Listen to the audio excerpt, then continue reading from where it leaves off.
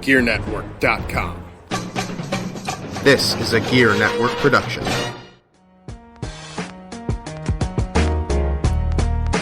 Ladies and gentlemen, it's your boy, Mr. Perez, and you're listening to the Better Live Than Dead podcast, brought to you exclusively on Gear Network. Listen in. How's it going, everybody? Episode number 97 of the Better Live Than Dead podcast. We are live in your earbuds, on your computer, on your cell phone, wherever you may be. Better Live Than Dead, back in the saddle again to talk some Buffalo Sabres hockey, just a couple days away from the start of the National Hockey League season. As of record time, it is Saturday, October 8th, so the next Thursday coming up in just a couple days, the Buffalo Sabres take the ice at the KeyBank Center, hosting the Montreal Canadiens in Game 1 of 82. But before we get there, let's introduce who you're listening to. I am Ryan Wolfe, at Wolfe BLTD on Twitter, joined on the line today by my hockey cohort, Brayton Wilson, at BJ Wilson WGR. How is Brayton doing today? Brayton's doing good. Brayton's doing really well. How about how's Ryan doing? The Ryan is doing well. The Ryan is doing very well. Word. Glad to talk some hockey. It's the silly season has passed us. Preseason has passed us. The Sabres have played all of their preseason games. Just a couple practices stand between the Buffalo Sabres and the 2016-2017 National Hockey League season. And I got to say, man, before we jump into things, I'm pretty damn excited about it. It's good to have hockey back.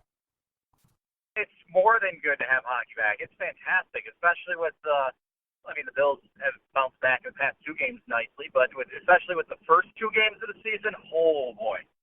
Well, you with the Bills, welcoming. Yeah, so you with the Bills, me with the Red Sox, just ready for more sports to show up to distract us all. It's a welcoming sight to see hockey back in the fold. Absolutely, and there's a lot of questions for the Buffalo Sabres. We talked about this a couple months ago when we had the BLTD Mega Cat 2.0 with some friends of ours from Two in a Box, Chris Ostrander and Tyler Roeder. We had good talks, good talks. But it's time to hunker down. We've got some line combinations for you. We kind of got some discussions to figure out what exactly the Buffalo Sabres are going to do this season. I'm just going to jump right into the lines because I feel like that's the most important thing. That's what people getting ready for the regular season, that's what they want to talk about the most is the line combinations. And I think, and I know, Brayton, you've talked about this ad nauseum with your big boy job. And I just listened to you about a half an hour ago talk with buddy Joe Yearden over NHL.com, friend of the podcast. You were talking to him about it. So we'll just kind of run through this really quick, and then we'll move forward from there. We'll kind of just take it. We're just going to be like a drifter. We're just going to go where the podcast takes us today. But the first two lines, everybody knows, barring injury, because we know there's a handful of injuries. Okposo is ailing. O'Reilly is hurting. Barring injury, opening night, if everything checks out, which I assume it will, we know like O'Reilly's injury, not serious, just a precaution. Okposo blocked a shot with his knee. Should miss a couple days. The first line is going to be Ennis, O'Reilly, Okposo. Second line is going to be Kane, Eichel, Reinhart. Right now, at this point in time, we've seen the line combinations in camp. There's really no other reason to think that these lines will be any different. I mean, if anything, you'll see probably Kane and Ennis flip, but the Okposo, O'Reilly, Eichel, Reinhart pairings will likely stay together, if not all season, most of the season. Any objection from you on that one, Brayton? No, I think that's very fair to say. Again, albeit as things remain the same with guys staying healthy and not getting banged up and not deciding to do anything stupid, I think that your top six that you laid out there is pretty much accurate. Well, and at this point too, Evander Kane does have a pending hearing for harassment. I believe it was harassment charges and right. for what had happened at the bar in Buffalo over the off season. So there's a potential he could still be suspended by the team or by the National Hockey League pending what happens on October 31st. So he's going to start the season on the team. We'll see what happens after that. I don't expect a suspension because it's the National Hockey League, but I would hope that there is some sort of suspension there. Even if it does hurt the Buffalo Sabres, I don't care. Something needs to be done about Evander Kane. We could have a podcast 3 hours long talking about what the Sabres need to do with Evander Kane, so we'll keep it short and sweet. They need to do something. Obviously, they're not going to get rid of him because he's a dynamic hockey player, but a suspension would be nice. Kind of a, hey, you know what? You're going to act like a jackass off the ice, and you're going to continue to put yourself in situations like this and treat women poorly. So you're going to pay the price, and you're going to lose some game checks. I don't know how that's going to go over with the PA, but again, I don't care. That's just what I think needs to be done, and I'm sticking to that opinion. But moving over to the bottom 6, this is where the competition has been. And Brayton, I want to take a step back real quick, too. I don't know about you. I mean, I didn't pay probably as much attention to camp as I should have. It feels like it went by fast because I honestly wasn't paying a whole bunch of attention. But this year it seemed a little different because last year there were a lot of roles. A year before there were a lot of roles up for grabs. This year it seems like there was maybe 1, maybe 2 spots in the top 4 lines for players to really prove themselves. This camp is more or less the Sabres are going to see where you're at with competition, with National Hockey League competition or 4A competition, and then they'll put it in the back of their mind for call-up time when it's October, November, December, and you're ready to recall a player. They'll say, "Oh yeah, he had a great camp. We're going to bring him up first." So there wasn't a lot of competition in the top the top lines. The top 3 lines seemed to be pretty solid. So really, it was just like a 4th line extra competition. And we did have some good competition. We'll talk about that in just a moment. But am I wrong to say that there wasn't much to look into this training camp? Well, I mean, I think that looking into this camp, I think Dan Biles said it on day 1. The primary focus is going to be on that 12th, 13th forward position, and then the 6th, 7th defender. Now, with the way that some of these players have been performing, it seems like that open spot there, not only just for the 12th forward, I mean, it's like for 11th or 10th forward on the roster. I mean, especially a guy like Derek Grant. I know we'll get into him a little bit more, but he was a guy that I don't think many of us pegged as, okay, he's going to be contending for an NHL spot. But then again, he's been so good in the AHL. He's a point producer. He scores goals. He sets up plays. He was really good in the AHL and just hasn't really gotten that chance in the NHL. He spent time in his early careers with Ottawa, went to Calgary last year, played in the AHL, but didn't get cracked in the NHL. This may be his true first crack at getting some considerate time at the NHL level and being able to stick at the NHL level. And I think he's taken that, taken the bull by the horn, and he's done a phenomenal job. And I think that with the way that he's performed, I think that he's played just as well as some of the other guys that you would consider already to have a spot on this team. And I think with the bottom 6, the bottom 2 lines, it's something where it's interchangeable. We talked about this. I think it was May. Actually, no, sorry, it was June or July. I apologize. It was June or July. We had a podcast in person at my place of residence in Greece. We sat down, we drew up some lines, we kind of fantasy booked the lineup. And I still feel the same way I did before. The bottom 6 is interchangeable. The 3rd line can be the 4th line any night. The 4th line can be the 3rd line any night. So don't necessarily look too much into how I have this personally. But right now, the 3rd line opening night, I have Marcus Foligno on the left wing, center Zemgus Girgensons, right wing Brian Giunta. I thought, and then the 4th line, just quick, Derek Grant on left wing, Larson at center, Molson at right wing. I know some people are saying Grant might play center and Larson could get bumped out. Delorier could get bumped in. I think with Delorier being the extra forward here, we're going to see a lot of fluidity in the bottom 6. A lot of opportunities to keep guys fresh, play up to matchups. If they're going to play a heavy lineup, throw Delorier in there and give Johan Larson an off and swing Derek Grant over to center or something like that, or maybe Grant starts at center and Larson moves over to wing. I don't know. But for me, with the Foligno Giunta, I always thought they were going to keep Foligno, Larson, Giunta together, but obviously it looks like they're switching it up. I think you're still going to try to give Zemgus Girgensons the first chance to succeed because he is more talented player. I mean, the system may not fit him, but he needs to find a way to fit the system or he's going to be on his way out. I mean, he's on a 1-year deal right now. He's an RFA again after the year, but it's not hard. Timmery is shown, as we'll talk about in a little bit with Rasmus Ristolainen, and even with Girgensons. It took Girgensons most of the summer to get a deal. He'll play hardball if he feels that he necessarily has to. And he played hardball with Girgensons, got him, I think it was 1.4 for 1 year, which is a great deal for the Buffalo Sabres. And it's something where, or 1.2 or 1.4, I can't remember exactly, but it was cheap. It was 1.15 actually. It was cheap. It was very cheap for Girgensons. It's very cheap for Girgensons. Not something that a lot of us expected. And that's something I'll take a look at here in just a second. But with the cap hit, but I think Foligno and Gianta stay together just because they've worked good enough together, and they're both. I mean, they seem just to work together fine, and that's good enough for me. Give them a little more talent in Girgensons and see what they can do. Maybe it comes down where Girgensons doesn't fit with them and they bump Larson back up. Who knows? With the fourth line, though, Matt Molson is probably not going to get a ton of playing time this year. He may go on a roll. He may score some goals. I mean, he said he's in better shape, but the shape is not the problem with Matt Molson. The problem with Matt Molson is foot speed. If he can't get that foot speed back that he lost or even regain the step that he lost last year. Because even before, he was not a dynamic skater, but he did good enough to play his game. Last year, clearly lost a step and was a fish out of water.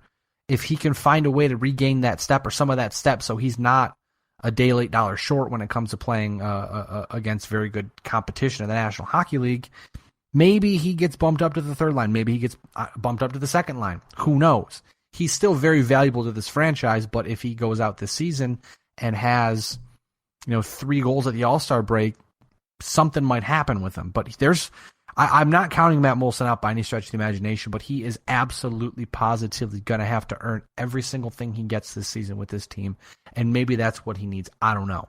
Right, and I think that he's played pretty well this preseason. I think he's shown that he's definitely got a little bit of his step back, but I mean, I think he's going to start opening night, but he's definitely got to show that he can keep up and stay in the lineup consistently, because a guy like Nick Delorier I thought he played really well this preseason. I think he's playing with that physicality that he's supposed to play with. I think he's getting more chances offensively. I think that he's looking to take that next step as a professional hockey player, and he's showing that this preseason with the way that he's been playing.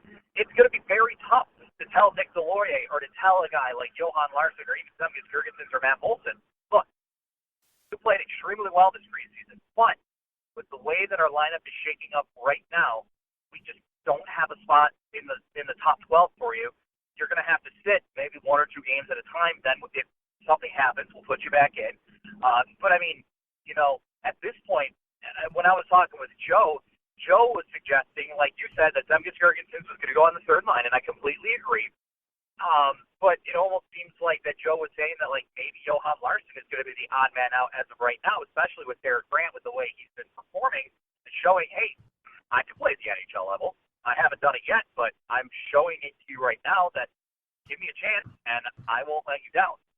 And with Johan Larsson especially, he's also on a 1-year deal. He's like Semgus Girgensons. He's got a 1-year deal, and he's got to prove to everybody now, okay, last year I played pretty darn well in a sort of a prove-it year. Now, this year is even more of a prove-it year for me. I've got to take that next step, because if I can't take that next step, then I might not be back next year.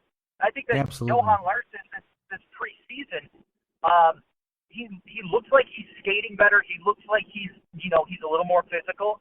And again, I thought he played pretty well this preseason too. Granted, most of the time it wasn't against full-time NHLers, but it's promising to see these guys playing so well and trying to fight for that last spot. But it's going to be so tough to tell just one of those guys, look, with Ryan O'Reilly coming back and Kyle Okposo probably coming back, there's just not a spot right now for you. It's going to be a tough, rough go, but that's just the way the NHL goes sometimes.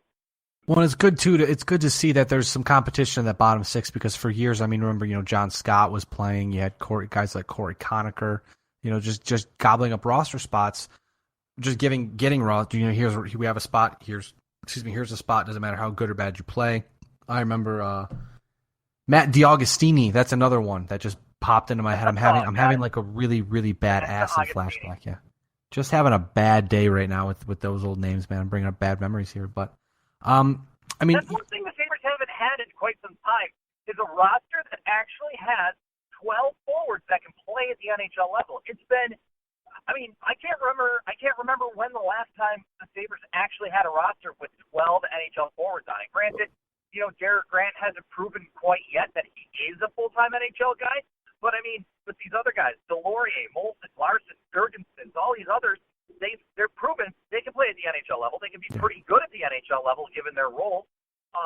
But, if Derek Grant develops into a nice guy that you just can't send back to the AHL, then the Sabres have a full lineup at forward of NHL forwards. And that's something that, I mean, even dating back to when they were making the playoffs, 2010, 2011, like, I don't know if there was a team, even those 2 years, that was a team consisted of 12 NHL forwards.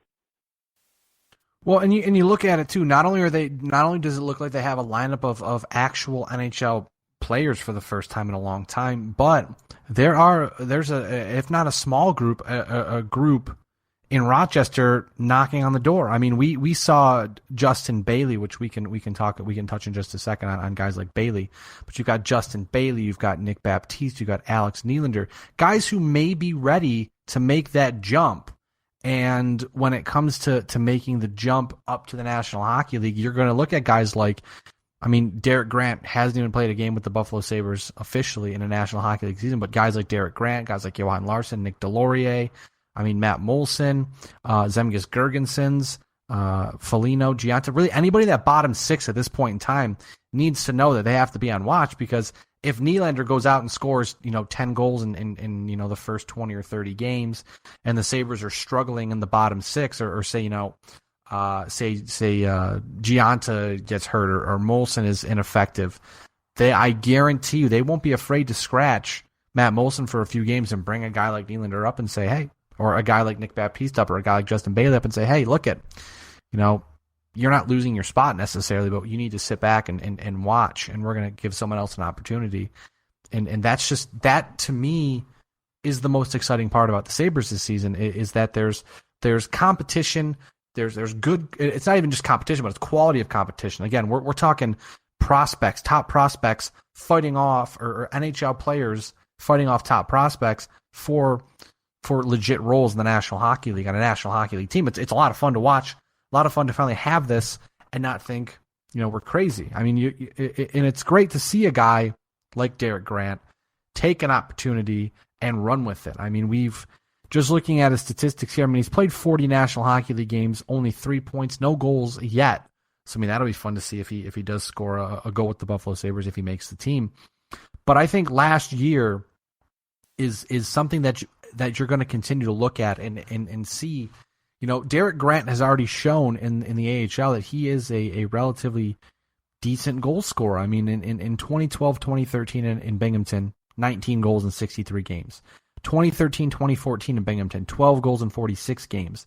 2014, 2015 with Binghamton, he had 21 goals in 73 games. And last year in Stockton, with the Stockton Heat in the Flames organization, he blew the cover off of it. I mean, 27 goals in 36 games. An absolutely absurd pace. I mean, over a regular season, if he'd stayed healthy, he was on pace for 50-plus goals. And if you're doing that in the American Hockey League, there's something there. And it's good on Tim Murray to spot that talent. Obviously, he knew him back from the Ottawa Senators organization. It's good for Tim Murray to notice that and say, look, we've got a potential spot available, 11, 12, or 13. Come fight for it.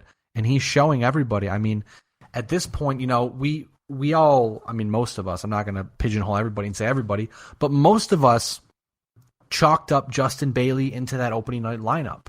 And a bit of ineffectiveness from Justin Bailey himself and a lot of Derek Grant just impressing the hell out of everybody pushed Derek Grant into that starting lineup, I think. And come Thursday night against Montreal, when they're announcing the team, coming into the season, Derek Grant's going to be on that roster, and we'll know Tuesday night by 5 p.m. obviously what happens with the roster. But I think Derek Grant has shown to the Buffalo Sabres that he deserves at least a shot at cracking the lineup and really hanging on. I mean, again, hasn't shown much in 40 games.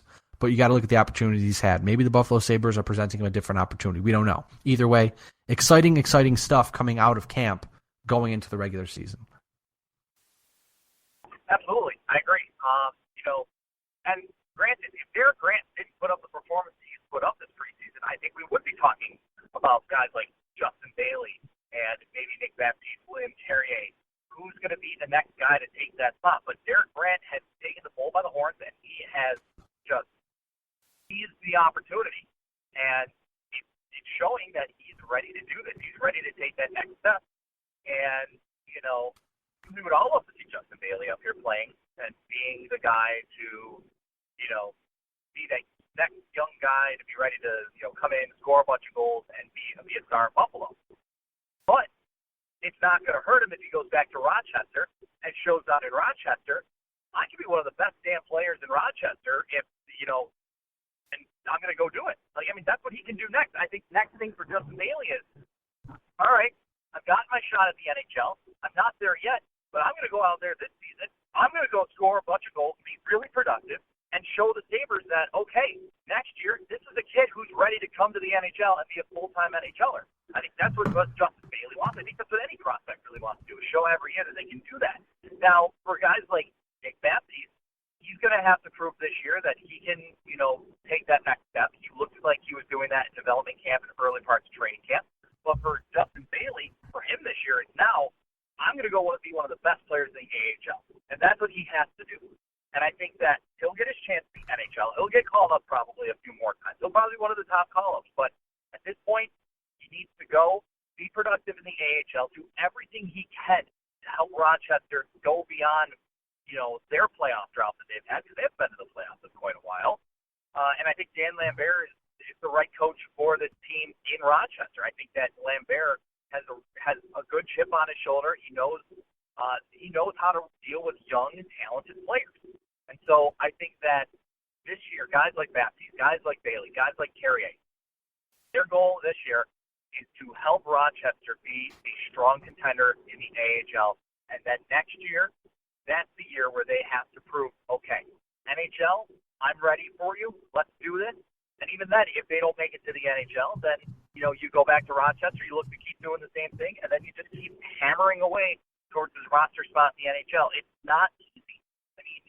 I mean, we see so many young, talented players try to do this for years at the AHL level, and then they're like 24 by the time that they are able to crack a roster spot in the NHL, whether it's with the team that they started out with or whether it's another team. But I think that this year is a huge year for these young guys. They have to get to the playoffs, or at least be able to contend and be a strong contender in the American Hockey League. Because if not, if Rochester has another bad year and they miss the playoffs again, they might want to do some reevaluation with the players that they have in the system, especially if some of those guys like Carrier and Baptiste and Bailey don't start producing.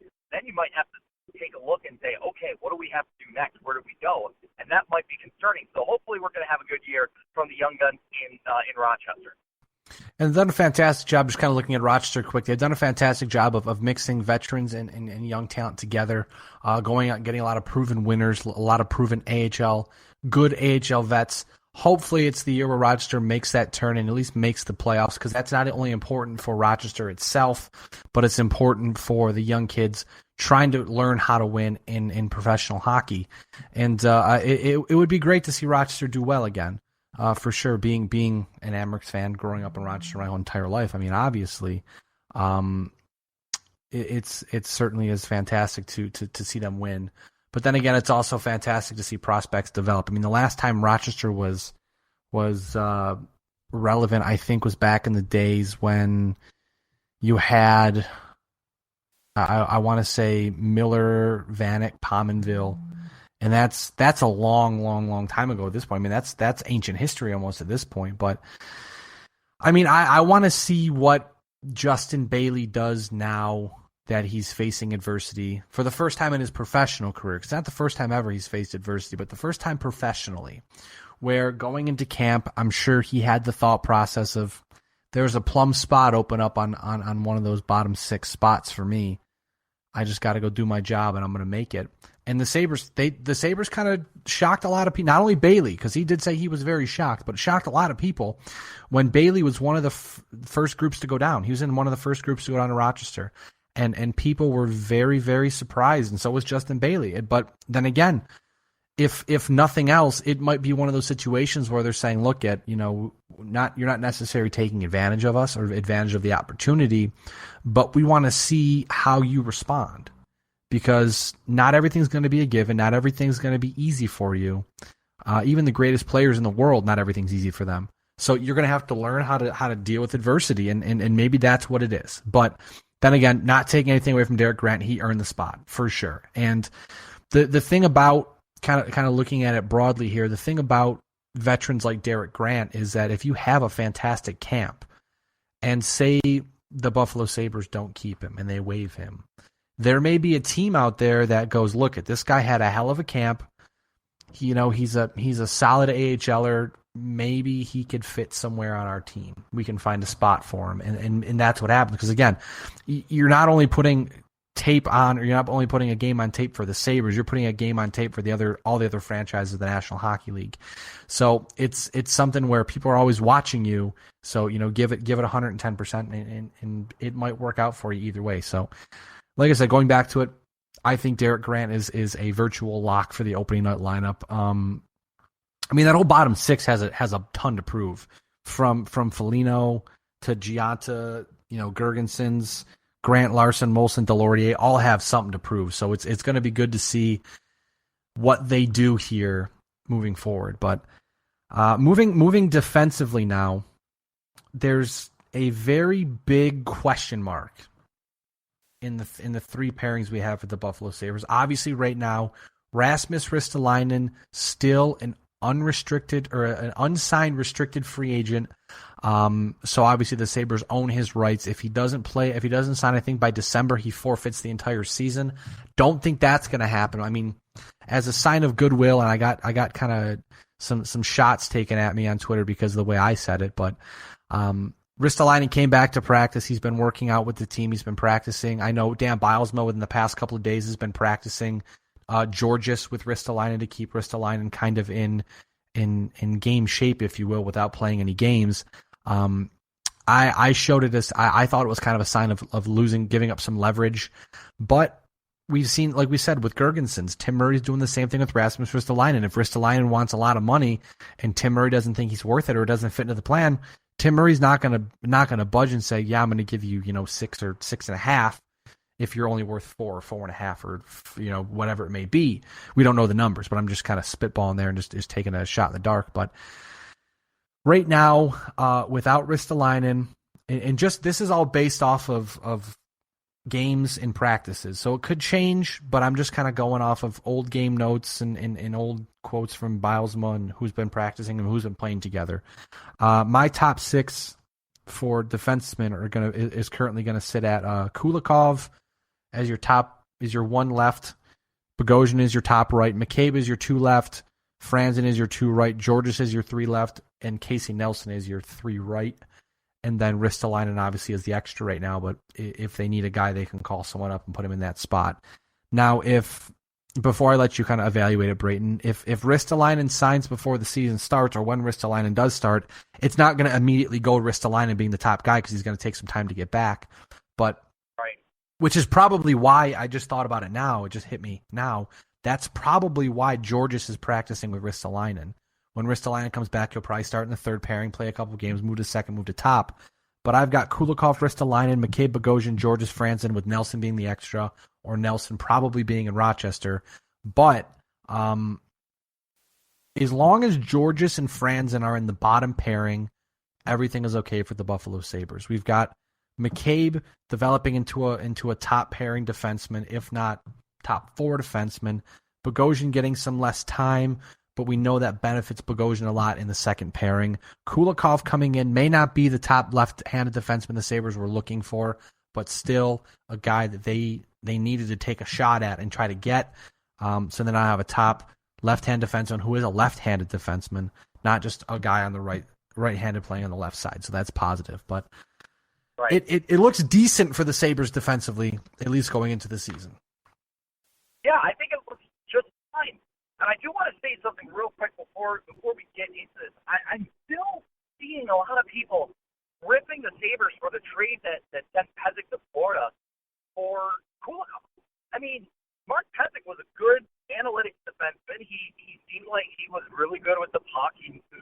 calm with the puck. But guess what? Casey Nelson, the way that he's been playing, the way that he's been developing, is showing to be a guy that can very much do the same things that Mark Pysyk did when he was here in Buffalo. With that, it made Mark Pysyk more flexible to trade. And not only that, but we know Tim Murray didn't necessarily like the stuff that Pysyk was doing. He thought he wasn't physical enough. He thought he didn't get his nose dirty enough. And I think that, I think it was just the writing was on the wall that with the Casey Nelson signing and the way that he was playing, that Mark Pysyk was pretty much out the door. And it's not a knock on the Sabres because I think Pysyk is a good defenseman, but I think that if Casey Nelson can develop and become what Pysyk could have been and maybe wasn't going to be for the Sabres, then it's a deal that's fine because Dmitry Kulikov can play top minutes on your defense for now. Until you find a guy that can play the left side that can be top minutes, which Jake McCabe mentioned might very well be that type of defenseman. But Kulikov right now, he's the guy.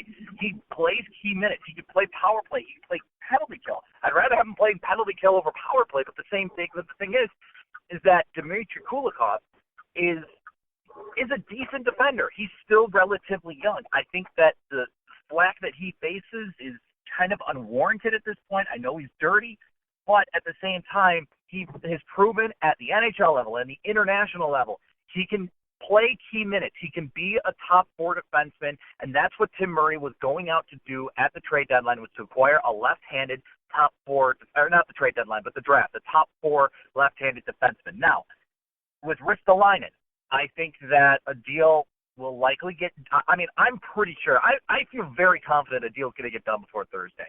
I think that he'll be signed. I think he'll be back in the fold. Will he play right away? I don't know. I know he's been practicing, and I know he's been working. But if he plays right away, I agree with you with what you were saying. Play him with Georges right on the bottom pairing.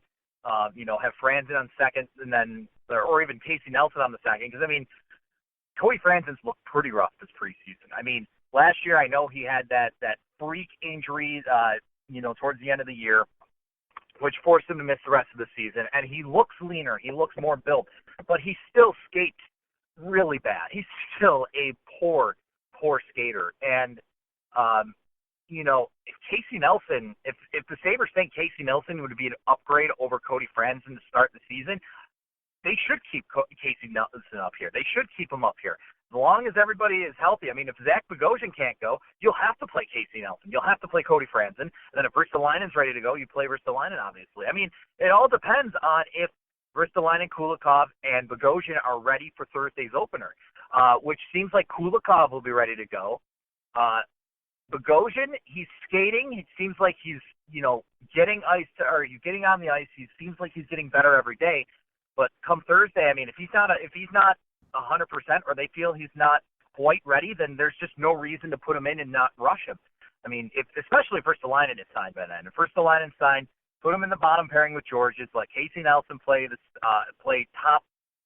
It would be quite the challenge for Nelson to play top minutes. But, you're not going to put Cody Franzen up there. No way in hell are you going to put him up there. But the fact is that I think the Sabres I think that's their biggest weak spot right now, is defense. But, if all these guys are healthy, if Ristolainen gets re-signed, then I think there's a chance. But let's just say now that all three of those guys will not play. Well, then you're obviously going to have Jake McCabe take the top left-handed defenseman role. You're probably going to have Georges jump up to number 2, and then you're going to have either a guy like Justin Falk or Brendan Gooley step into that last spot on the left side on the third pairing. I think that Justin Falk he has NHL experience. He's played at the NHL level. He won a Calder Cup last year with Lake Erie. Have I seen anything flashy from him this preseason? No, but he's not a flashy player. He's just a solid big defenseman that, plays a very strong physical defensive game. Now with Brendan Gooley, I think that I would slot him in, maybe give him a few games before sending him back to juniors, but there's just no point in keeping him here in Buffalo, having him be the seventh defenseman when he can go back to juniors and play there. Fortunately, he can't go to Rochester, but that's just the way that the CHL and the NHL have their agreement. So if I were to pencil in my starting 6 for the Sabres, I think Kulikov's healthy. I think he'll play. I'm going to say Bogosian's not going to play opening night. I don't know for certain, but usually groins can be an issue. And I think that if Sabres don't feel comfortable with him starting, they're not going to start him. They're going to rather have a guy like Casey Nelson play. Well, so real quick, didn't Bogosian have a groin problem last year as well? I want to say it was either groin or hamstring, but something of that nature. But still, the fact is, if Bogosian's not ready to go, then don't force him to come back in. You've got Casey Nelson, who's proven this preseason he can play. I mean, sending him to Rochester wouldn't be a bad thing, and that would probably be the best thing for him. But if he has to start in the NHL right away, then that's fine. Have him play the NHL. Have him play along with Franzen and Ristolainen on the right side, and then you just go from there. But I think Ristolainen's deal gets done before Thursday, I don't know if he'll start right away at the top minutes along with Kulikov. I wouldn't expect that. But if that happens, then I'd say, Kulikov's your top left-handed defenseman. Then it goes, then you have McCabe and then Georges. And then on the right side, you've got, as your top defender, I'm going to say Casey Nelson takes – it's so tough. It's so tough because – you could criticize me for this if you want, Ryan, but I think that Ristolainen, you just can't put him in right away, especially since I know he's been practicing with the team, but he hasn't gotten any game action with Buffalo. I know he played the World Cup, but if you're going to be ready to step in right away at the top role, maybe it'll take him a game or two. So maybe you got to put a guy like Casey Nelson, or as much as I don't like to say, Cody Franzen in the top right-handed role until Zach Bogosian comes back. I'm thinking that if Ristolainen's available, they'll use him in some way, shape, or form because he makes them a better hockey team, contrary to the analytic department, people that are saying he's a terrible hockey player, whatever it may be. I think they're a better team with him than without him, but I don't know if they would rather go the season's a journey, not one game won't matter, whatever it may be, but I would have to think if he signs the next couple days and it's not Wednesday night when he signs, he'll probably be in that opening night lineup. Again, sheltered. You know what they could do is have Ristolainen start the season opener on a pairing with Josh Georges, and then if he comes out on the ice right away and shows, hey, I'm good, I'm ready to go, then maybe Dan Bilesma says, okay, Casey Nelson, you go back second pairing, Cody Franzen, you go to third, and Ristolainen, you go up and play with Kulikov. And maybe Dan Bilesma feels comfortable enough with putting him in right away. I'm just not sure of how it's going to go. So, you could easily put him there, but it's an uncertainty at this point. Because, absolutely. He's been practicing with the team, but is he ready to take that role? Again, I would think so, and I think he's going to be after a game or two. But you just can't be certain of anything at this point. Absolutely not. And speaking of certainty, being uncertain, I want to look at the goaltending position before we call it quits here today. Robin Lehner, undisputed number one. I don't know if the season necessarily rides or dies on his shoulders, but I would have to say there's a big chance if Lehner is not healthy, the Sabres are not going to be very good this season. Anders Nilsson is not terrible, but he's not great. There's Linus Ullmark in Rochester who is chomping at the bit to get back up to Buffalo. Maybe he could take a spot if there's ineffectiveness. But for the most part, at the end of the day, if it's healthy Robin Lehner, it's going to be Robin Lehner in net, night in and night out until otherwise. I'm sure that they will manage him better so he's fresher, he's healthier throughout the season. You got to keep an eye on, he lost a bunch of weight, so you got to keep an eye on how that is going to affect his game long term. If it makes him better, awesome. If it doesn't, obviously you have to adjust on the fly and figure out what works the best for him. I expect Lehner to have a big year. It may not be winning 40 games, but big may be playing in 60 games or 55 games, and that would be huge for him. Staying healthy. Yeah, staying healthy and playing a lot of games. Even if he only wins 30 or so games or whatever it may be, he is the key to the Sabres playoff run. Last year the Sabres forgot how to hockey around the All-Star break, and if they had played decent hockey, they might have been playing for a playoff spot. So Lehner can be that guy to push them over the edge if they need it. But no matter what, at the end of the day, we know, you and I both know, Brayton, at the end of the day, you need solid goaltending if you want to win the Stanley Cup. I know winning the Cup is down the road, but making the playoffs, you need solid, consistent goaltending. You need a goaltender who can, when it comes down to it, play a lot of games in a short period of time. And we need to see Leonard prove that he is healthy, capable of staying together in one piece, avoiding the freak injuries, all stuff like that. And I certainly think, like I said, it's going to be a big year for Leonard. I'm not sure about Nilsson. I have no idea what to expect from him. But, I mean, like I said, worst case scenario, there's the trade market, or there also is the potential for Linus Ullmark in Rochester. Yeah, and I mean, the thing that I'm concerned about is where are the Sabres after Ullmark? Jason Kasdorf has looked not great this preseason. John Muse is just is a Rochester goalie. He's there just backing up Ullmark at this point.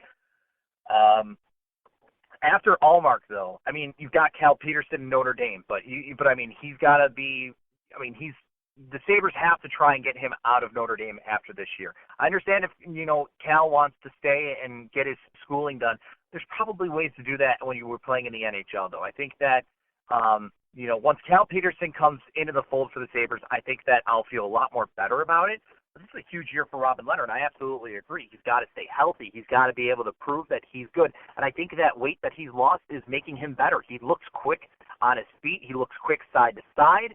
And I mean, I think that he's dialed in. He's ready to go. He's ready to prove himself this year after the concussion that derailed his career at one point. Last year with his ankle injury, he got the start, and then he's missed so much time with his ankle. I think this year he's put all of that behind him, and I think he says, this year I need to have a stellar year. This is make or break for me, because if I don't play well, my long-term future may not be there. My future in Buffalo may not be there, because he's on a contract year. He's got to play well. Or else Tim Murray might say, well, you didn't step up to the plate. You didn't play as we thought you would, so we're moving on. And for Robin Leonard, he's got to be able to prove that he is the number one goalie. He can be a number one goalie. And then, next year, if he's good, if he plays well this year, maybe he earns a long-term deal here. Maybe he earns another, 2-3 year deal. Or, Buffalo just moves on from him. But I think that Robin Leonard, he's poised to have a better year this year. He's healthy. He's 100%. He doesn't have any ill effects from the concussion. He's not hurting in his ankle anymore. And I think that if he steps up to the plate and has a stellar year, let's say he wins 30 games. If he can win us 30 games on a season, that's a phenomenal year for a goaltender, because we haven't had a 30-game winner for the Sabres since Ryan Miller. And if he can come in and win 30 games for the Sabres this year, that's stellar. In addition, if Anders Nilsson can back him up and win, I don't know, maybe 9-10 more games with Nilsson, I mean, that's just all the better. That's all the better. 40 wins this year might be enough to get the Sabres into the playoffs, because then, granted, maybe you get like 12, 13 points in shootouts or something like that, or overtime losses. Then you're going to be pretty much set and in contention for a playoff spot. So I think that Anders Nilsson comes in. He'll be a suitable backup for the Sabres. He's going to be just fine, I think. He looked decent this preseason. He looks like he's seeing everything really well. He's another big body, 6'5", 229 pounds. I just think that the Sabres are looking positive in that this year. Again, it's all about staying healthy, though. If Robin Leonard's not healthy, then Anders Nilsson has to carry the load, and he hasn't proven enough yet, in the NHL level at least, to say he can carry the load, kind of like what Chad Johnson did last year. Chad Johnson proved, down the stretch, he could carry the load of a starter in the NHL. Is he great? Not really, but, he can do it. So if Anders Nilsson can do that, by any means, if Robin Leonard gets hurt, I think the Sabres are looking pretty good in that this season. I mean, I agree. I certainly agree. It's something where, again, it all goes through Leonard, and it's Leonard or bust at this point. Hopefully that we don't have any issues, that the Buffalo Sabres don't have any issues that we have to suffer through as fans and writers and Absolutely. Because it's very difficult to watch. I mean, I can't even imagine being a part of the franchise and having to deal with stuff like that, but that's why we don't get paid the big bucks. But Exactly. I mean, like I said, season's a couple days away. Everything's looking good. Everything's lined up. Like I said, there are a few injuries to worry about. We're gonna try not to worry about that too much. With like I said, with it coming up, it should be a lot of fun to watch, and hopefully things are well for the Buffalo Sabres this season in terms of injuries, in terms of production. I mean, there's a lot of good things that can happen for this franchise this season. You just hope that they take a step forward and don't regress. I mean, again, it's hopefully it's not tough to watch, because we've all as fans been through that enough. We just want to see. Right, and I think going into before all the signings, before the draft, I think going into the offseason, we were all concerned with goaltending. I think that was the biggest. I think arguably that was the biggest issue that we had. Now it's defense. I think now moving forward, our defense. Are they going to stay healthy? Is Ristolainen going to be able to be signed in time? I think that's where the biggest concern is for the Sabres at this point, because I think Leonard's healthy. I think he's ready to go. I think he's going to prove to many this year that he is more than talented enough to be a starting goaltender long term in the NHL. I think the forwards, Jack Eichel, Sam Reinhart, I think that they'll step up and put up like big numbers this year. Are they going to put up like something like 80, 90 points? I don't think so, but I think that Jack can get somewhere near 70. I think Sam can get somewhere near 60. And, I expect big things out of the young kids. Not only that, but I expect Ryan O'Reilly to continue playing well. I think Kyle Okposo is going to bounce or have a good first year with the Sabres. I think Tyler Ennis will bounce back now that he's healthy, as long as he stays healthy. And then other guys. I think that this team could, from top to bottom on forwards, it can be very strong. It's all about the defense at this point. I agree, man. It's like I said, I'm just to the point where my brain is ready for hockey. Thinking about it, talking about it, I'm just so ready for hockey. And now, I'm so ready for hockey. Now, here's the thing. I was talking about this earlier on WGR in the 1 o'clock hour Sports Talk Saturday. Many people have the Sabres projected to be just as low of points or even worse. I mean, like, people aren't considering the Sabres as a playoff contender this year. I think I think that's just not right. I think the Sabres are going to be in and around 90 points. I think 90 points is the goal this year. If they hit 90, then they're going to be in the hunt. And then if they don't get to 90, then it's going to be a little bit of a disappointing year. But the thing is, some people have like the Senators being a better team than the Sabres, the Bruins, even the Leafs. I mean, of course, the EA Sports projection, they said 91 points for the Leafs in a playoff team, but I think that's just way crazy overboard. EA Sports doing dumb predictions and everything. But, man, I can't see a team like the Leafs being better than the Sabres this year. There's just no way. They're not even close to where Buffalo is right now. And I think the Sabres are better off than teams like Ottawa, teams like Boston. Even a team like Detroit, I think, is going to fall off. I think they're going to miss the playoffs this year. But then again, I've been saying that for the past 2 years, and they've made the playoffs. But I think this year Detroit has taken a huge step up, especially after losing a guy like Pavel Datsyuk in their lineup. Henrik Zetterberg hasn't been able to stay healthy. And what's Dylan Larkin going to do? Is he going to have a hot start like last year and then kind of cool off towards the end? Or is Dylan Larkin going to be a consistent hockey player and actually, be a factor for them? I just don't know about Detroit, and I think Buffalo's better off than where Ottawa, Detroit, Buffalo, and Boston are. Now, you look at Montreal, they have Carey Price. Carey Price needs to stay healthy. If he's not healthy, then Montreal is as good as nothing. They're just bad.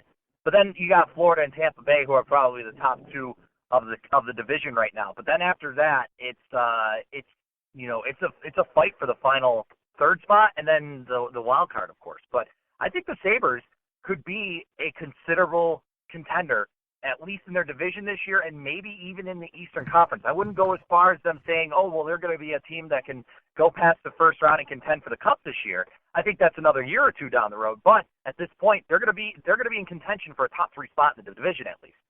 I mean, I certainly think that I know I said on the Mega Cat a couple months ago now, that 90 points is my threshold, because they made the step up. They show that they can play better. Now show us that you can play playoff hockey, that you can contend for a playoff spot. And I think that's the next step. If they underperform, there's going to be a lot of questions. I don't think heads will roll just yet, but certainly we're going to start getting a little antsy as a fan base, as just as a whole, wondering what's going on. If they get better offensively, they add Kyle Okposo, they add a little more depth in the bottom 6. And there's everyone's a year. Reinhardt's a year older, Eichel's a year older, Ennis is back healthy. Another year with Kane with this offense, maybe he can learn to take a little bit better shot quality, and he can gel a little bit better with his teammates, or his line mates, I should say. But maybe they're right. Maybe the Sabres take a step back, but I don't feasibly see how. I mean, if Leonard goes down with the big injury and he's gone for the year, they'll go out and get a goaltender. If they lose a top scorer for an extended period of time, I think they're in the position where they can go out and either get a guy or call a guy from Rochester and fill that void for the time being. So, I mean, it's not something, again, where, you're looking at if player X goes down, there's no one to fill in the hole for him. I feel like the Buffalo Sabres have good depth at this point, good enough depth at this point, or they have enough bullets in the chamber that they can go out and get someone down the road, by March 1st to add to the franchise, to make the franchise better. And I think that the Sabres are going to be not at the top of it, but they're going to be lingering around the bottom. And they're going to be one of those teams that, it might be, you might hate to play in April or May as the season wraps, or March or April, as the season wraps up. But, we all are just ready for playoff hockey in Buffalo again. And this looks like at least, if not the team, it looks like the team that can, at least the structure of a team that can get to the playoffs again. Yeah, and I absolutely agree. I think that the Sabres this year will contend throughout the year. I think that it's important for them to get off to a decent start. They can't get off to the start that they had last year. I know it's a tough start because they go out west for 3 games and then come back, and they're mostly on the road to start the year. But the thing is, they need a good start. They need to come out firing on all cylinders. Like against Montreal especially, they need to go out. They need to start firing shots against Carey Price. They need to pressure the defense of Montreal, who's older and not that great.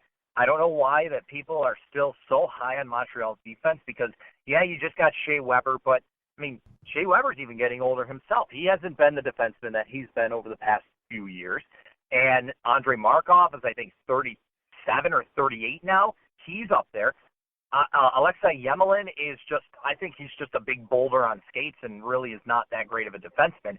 He can play physical, sure, but, I mean, if he gets beat by speed, then he's no good to your defense. And then the rest of them in Montreal, Jeff Petrie is another one that's just kind of like he's not that great at all. So I think if Buffalo can go out, attack Montreal with a lot of speed in Game 1, I think Buffalo can come out on the winning hand just as long as guys are healthy and Robin Leonard starts playing like a number 1 caliber goalie like I think he can be. When we've seen Leonard has been good in preseason, we've seen, like I said, a handful of guys in preseason who have impressed. NHL season's only a couple days away, man. It's put up or shut up time at this point now. Before we wrap up, want to give a quick shout out, BLTDsports.com, obviously our website. Check it out. We've got game recaps going up here shortly. Got previews for the season, previews for the Sabres, all this sorts of stuff going up. Keep an eye out for that. Check us out on Twitter at BLTD Sports, Facebook.com/BLTD Sports as well.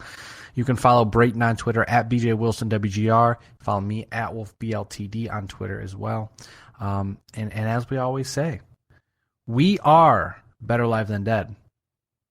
And you are not. We will catch you sometime very soon. It may not be next week, but hey, we'll be back. And we'll talk more sports with you sometime very soon. Want to tell you we appreciate you for tuning in today. Thanks again, and we hope you have a wonderful, wonderful weekend. See ya. And I didn't get fired. You're not fired. The preceding presentation has been brought to you by the Gear Network. Well, gang, it's October, and you know what that means. Cooler air, falling leaves, and, of course, Halloween. Right now, our Amazon Halloween store has everything you need for the adult, child, or even the pet in your life. Everything from costumes to candy, bags to accessories, and more is available through us, and you can have it delivered right to your front door just in time for that fateful Saturday in October. And right now, save 20% on select Halloween costumes and have your items delivered with free 2-day shipping when you sign up for your free 30-day trial of Amazon Prime. Go to gearnetwork.com/holiday and click the banner. It will take you directly to our Halloween store, and you can take advantage of all of the savings, including daily lightning deals that take place directly on that page. And of course, with every purchase, you support this network and all of our podcasts. So again, GearNetwork.com. Click on the Gear Holiday Store up on the top banner there, and go ahead and shop away and save, and help us along the way. Happy Halloween from all your friends here at the Gear Radio Network.